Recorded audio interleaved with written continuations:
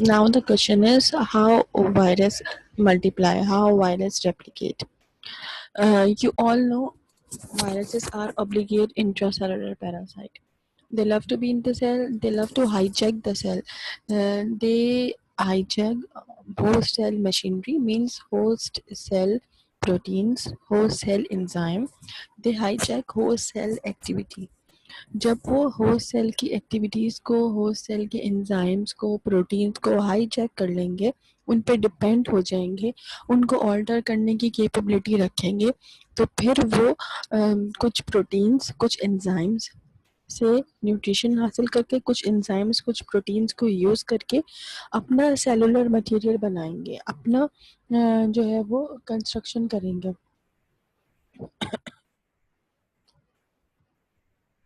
So very limited amount of genes will be encoded. Limited amount of genes protein की encoded होंगी. The host cell machinery will be hijacked. The host cell enzymes will be used to form capsid, and some proteins are useful, and that will be used to produce viral nucleic acid replication. Movement or in and out of the cell are controlled and will gain nutrition even by the host cell. यानी कि क्या होगा, कुछ protein होंगे, कुछ enzymes होंगे जिनको use किया जाएगा वायरस की अपनी सेलुलर बिल्डअप के लिए, वायरस की अपनी रेप्लिकेशन के लिए. वो होस्ट सेल के कंटेंट को यूज़ करेगा. जैसे कि कैप्सिड फॉर्मेशन होगी एंजाइम्स को यूज़ करके, एंजाइम्स और कुछ प्रोटीन कंटेंट कैप्सिड फॉर्मेशन करेगा, कैप्टियोमर्स बनेंगे, फिर ये कैप्टियोमर्स एक साथ सर्कुलर फॉर्म में फ्यूज़ होके एक कैप्सिड फॉर्मेशन करेंगे. और ये कैप्सिड फॉर्मेशन जब हो जाएगी, उसके बाद वायरल न्यूक्लिक एसिड रेप्लिकेशन होगी.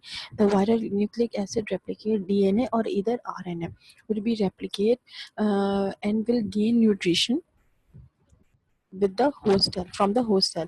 तो होस्ट सेल से न्यूट्रिशन गेन करके वायरस सेल जो है वो वायरस जो है वो मल्टीप्लाई होंगे, अपना न्यूक्लिक एसिड को रेप्लिकेट करेंगे अगेन. फिर उसके बाद क्या होगा, movement of virus in and out of the cell is also controlled by the host cell. Host cell से मूवमेंट होगी वायरस की. ये 3 मेजर कंपोनेंट्स हैं जो इन्वॉल्व होंगे वायरस की रेप्लिकेशन में, वायरस की मल्टीप्लिकेशन में. सबसे पहले होस्ट सेल मशीनरी हाईजेक होगी. होस्ट सेल मशीनरी हाईजेक होने का मतलब ये है कि virus will totally depend on host cell nutrition, और उसके बाद फिर वो रेप्लिकेशन स्टेप परफॉर्म करेगा. कैप्सिड फॉर्मेशन होगी, वायरल न्यूक्लिक एसिड रेप्लिकेट होंगे, और वायरस न्यूक्लिक एसिड जैसे जैसे रेप्लिकेट होते चले जाएंगे वैसे वैसे उनकी क्वांटिटी इंक्रीज होती चली जाएगी विद इन अ सेल. एक अंदाजे के मुताबिक billions and billions of virus इस मल्टीप्लाई एट अ टाइम. तो उसके बाद वायरस की एक बर्स्टिंग होगी और सेल में से जितने भी वायरस बने होंगे, newly replicated virus will be leak out from this bursted cell, and then movement of virus in and out of the cell, and that virus will be attack another cell from the same host. तो फिर क्या होगा, virus की movement in and out of the cell is also controlled and regulated by the host cell. Kill all life, kill all live in harmony within the host cell and outside the cell. Virus are in. जो virus की killing activity है, virulence activity है, तो जो pathogenic activity है वो with in the cell ज़्यादा होगी, और आउटसाइड द सेल ज़ाहिर है वो इनर्ट होंगे जब तक कि वो उस सेल को इफेक्ट नहीं कर रहे. तो जैसे ही वो सेल में से निकलेंगे billions and billions of virus replicate होने के बाद, उस सेल से न्यूट्रिशन हासिल करने के बाद, जैसे ही वो रिलीज आउट होंगे और दूसरे सेल के लिए वो एज एन इनर्ट एक्ट करेंगे, वो उसको नुकसान नहीं पहुंचाएंगे. जस्ट होस्ट में होंगे, जस्ट सेल में होंगे, जिस होस्ट सेल में होंगे उसी को नुकसान पहुंचाएंगे. लेकिन जब वो रिलीज हो जाएंगे और उसके बाद नियर बाय सेल्स पे एक्ट करना शुरू करेंगे, तो फिर वो सेल इफेक्ट होगा. जब तक कि उसके अंदर वो वायरस पेनिट्रेट नहीं हो जाता, उस पर टोटली डिपेंड नहीं हो जाता, तब तक वो उसके लिए इनर्ट और हार्मलेस रहेगा. तो वायरल डैमेज के हवाले से थोड़ी बात करेंगे. Viral damage, there are multiple types of viral damage. कुछ वायरस ऐसे हैं जो सिर्फ डिजीज कॉज करने के केपेबल होते हैं, वो सेल पे रिलाई करते हैं, और फिर कुछ वक्त के लिए सेल को नुकसान पहुंचता है, सेल किलिंग होती है, और सेलुलर कॉन्स्टिट्यूएंट और उसके अलावा सेलुलर न्यूट्रिशन जो है वो गेन करता है वायरस, और उसके बाद डिजीज या इन्फेक्शन कॉज करने के बाद वो लिबरेट हो जाता है, एलिमिनेट हो जाता है। कुछ डैमेज हाई एक्सटेंट के होते हैं, कुछ डैमेज ज़्यादा वायरुलेंट होते हैं, फैटल होते हैं, डेडली होते हैं। उन डैमेजेस में कैंसर या ट्यूमर प्रोडक्शन आ जाती है। Some viruses enter the host cell and permanently alter the genetic material. वो जेनेटिक मटेरियल को, सेल के जेनेटिक मटेरियल को, होस्ट सेल के जेनेटिक मटेरियल को ऑल्टर करने की कैपेबिलिटी रखते हैं, मॉडिफाई करने की कैपेबिलिटी रखते हैं, चेंज करने की कैपेबिलिटी रखते हैं। जब जेनेटिक मटेरियल चेंज होगा, ऑल्टर होगा, डिसफंक्शन होगा, या जिस पैटर्न में वो ग्रो होता चला जा रहा है नॉर्मली वो पैटर्न को अनफॉलो करेगा, तो फिर वो मैलिग्नेंसी कॉज करने की कैपेबल होगा, वो कैंसर कॉज करने की कैपेबल होगा। क्यों? क्योंकि वो ट्रांसफॉर्म हो जाएगा, ट्रांसफॉर्मेशन ऑफ सेल होगी, और ये ट्रांसफॉर्मेशन कैंसरियस होगी, क्योंकि एक नॉर्मल रूटीन से हटके जेनेटिक मटेरियल कुछ एबनॉर्मली सेल प्रोड्यूस कर रहा है, और वो एबनॉर्मल सेल जो है वो कैंसर प्रोड्यूसिंग होते हैं। तो this cancer will be called as viral induced cancer. Virus की वजह से कैंसर रिपोर्ट होते हैं, और ये कैंसर वायरल इंड्यूस कैंसर होते हैं, जिनमें जेनेटिक मटेरियल पे वायरस डिपेंड नहीं करता, जेनेटिक मटेरियल गेन करके और उससे अपने फर्दर स्पीशीज नहीं बनाता, वो उस जेनेटिक मटेरियल को चेंज कर देता है, उस जेनेटिक मटेरियल को ऑल्टर कर देता है, और वो ऑल्टर करने के, मॉडिफाई चेंज करने के नतीजे में वो नेचुरल पैटर्न से हटके एबनॉर्मल पैटर्न पे सेल ग्रो करता है, और वो सेल जो है वो कैंसरियस या मैलिग्नेंट सेल्स होते हैं। Secondly, transformed cells have an increased rate of growth. जो ट्रांसफॉर्म सेल होते हैं वो नॉर्मल सेल के अकॉर्डिंग उनमें जो ग्रोथ होती है, रेप्लिकेशन होती है, वो नॉर्मल पैटर्न में नहीं होती, नॉर्मल वे में नहीं होती, वो रैपिड होती है, डेडली होती है, इंक्रीज रेट में ग्रोथ होती है।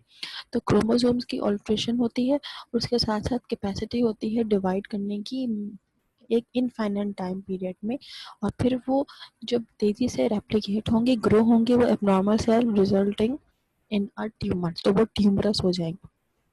उसके साथ साथ मेमिलियन वायरस में ये कैपेबिलिटी होती है कि वो इनिशिएट कर देंगे ट्यूमर्स को, और फिर वो जो ट्यूमर होंगे, जो इनिशिएट होंगे मेमिलियन सेल में किसी भी वायरस की वजह से, उनको ऑन्को वायरस कहते हैं, कि जो ट्यूमरस या ट्यूमर इनिशिएटिंग होते हैं।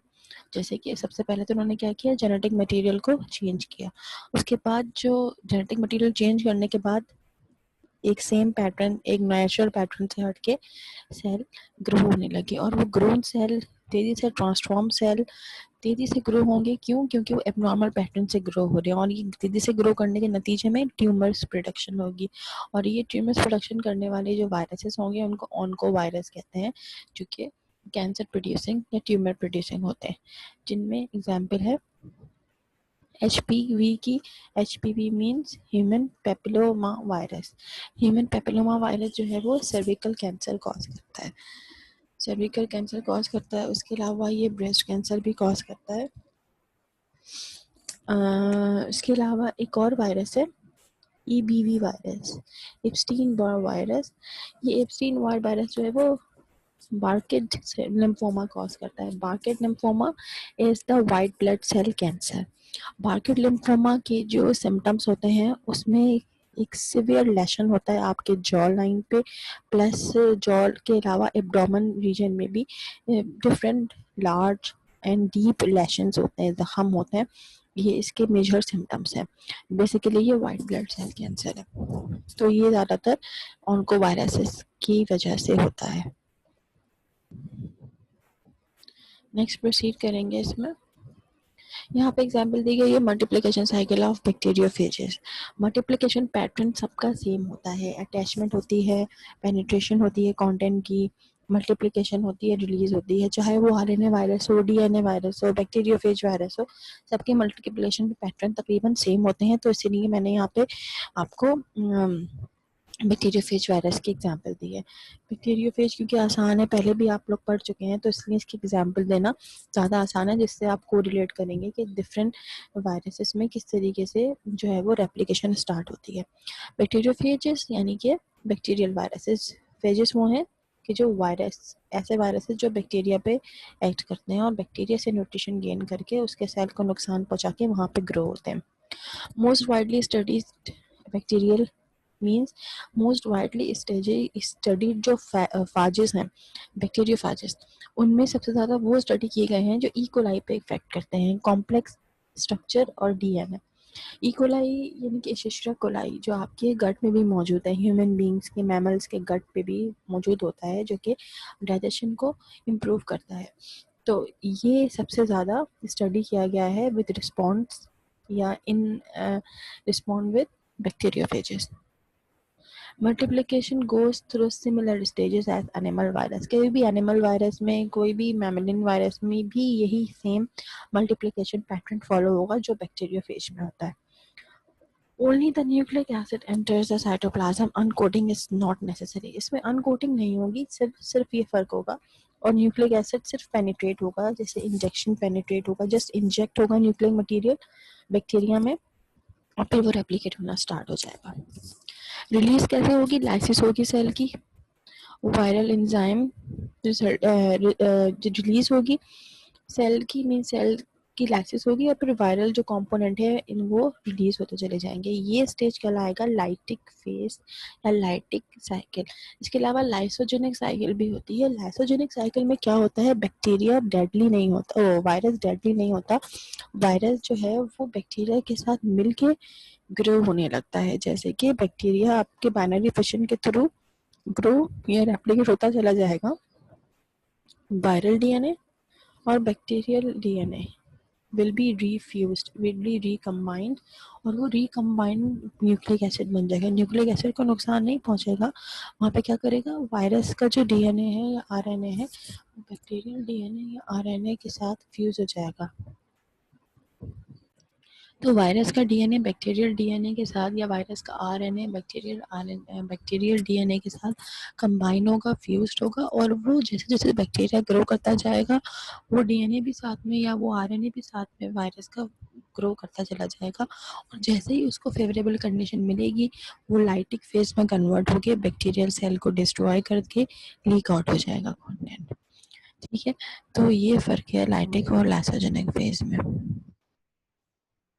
उसके बाद स्टेप्स होंगे फेज की रेप्लिकेशन के। ये लाइटिक फेज की रेप्लिकेशन के फेजेस है। इसमें क्या होगा, सबसे पहले तो अटैचमेंट होगी, एड्सॉर्प्शन होगी। एड्सॉर्प्शन मीन सरफेस अटैचमेंट, आगे वायरस बैक्टीरियल सरफेस के साथ जाके अटैच हो जाएगा, बाइंड करेगा सरफेस के साथ, और उसके बाद पेनिट्रेट करेगा अपना genetic material, just like inject करेगा अपना genetic material within the cells of bacteria. Genome enters होगा होस्ट सेल के अंदर। उसके बाद वायरल कंपोनेंट्स प्रोड्यूस होंगी और वायरल मल्टीप्लाई होना शुरू हो जाएगा, जैसे कि कैप्सिड बनेगा। जैसे बैक्टीरियोफेज का आपने स्ट्रक्चर देखा, उसमें टेल प्लेट होगी, शीट होगी, और उसके अलावा बेस प्लेट होगी, जो आपकी पिन्स होती हैं टेल पिन्स वो होंगी। डिफरेंट फ्रेगमेंट्स अलग अलग बनने शुरू हो जाएंगे, रेप्लिकेट होना शुरू हो जाएगा। देन असेंबलिंग होगी, असेंबल होंगे वायरल कंपोनेंट्स एक साथ, जैसे कि ऊपर आके हेड लग जाएगा, फिर जो है वो टेल होगी, फिर शीट होगी, फिर आगे जाके बेस प्लेट होगी, और फिर पिन होंगी। ये सारे कंपोनेंट जो हैं वो असेंबल होना शुरू हो जाएंगे एक साथ। जब वो असेंबल हो जाएंगे वायरल कम्प्लीटली मैच्योरेशन फेज में चला जाएगा। कंप्लीशन होगी, छोटे छोटे कंपोनेंट्स आके कैप्सिड और हेड, उसकी टेल और